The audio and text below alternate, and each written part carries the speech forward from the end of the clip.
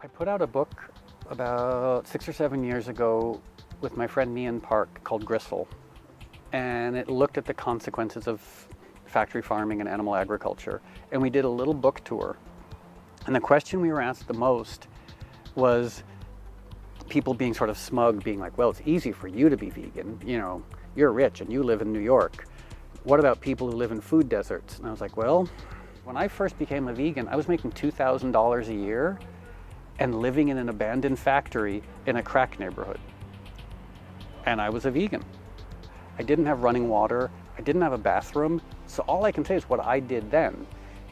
I made a lot of brown rice. I made a lot of lentils, a lot of oats, raisins, nuts, seeds. Every morning I would have oatmeal with raisins and walnuts or something. That was super inexpensive.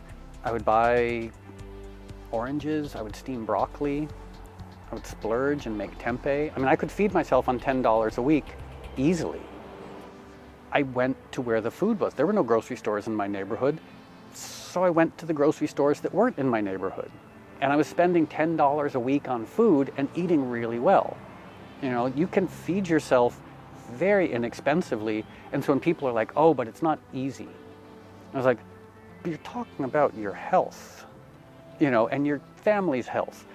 If it's not easy, make the effort. Be truly self-interested and take care of your health. You know, and if that means driving 5 minutes or 10 minutes to a grocery store, then do that. But also stop supporting the things in your neighborhood that are contributing to bad health. You know, if there's some place selling garbage food, don't support them.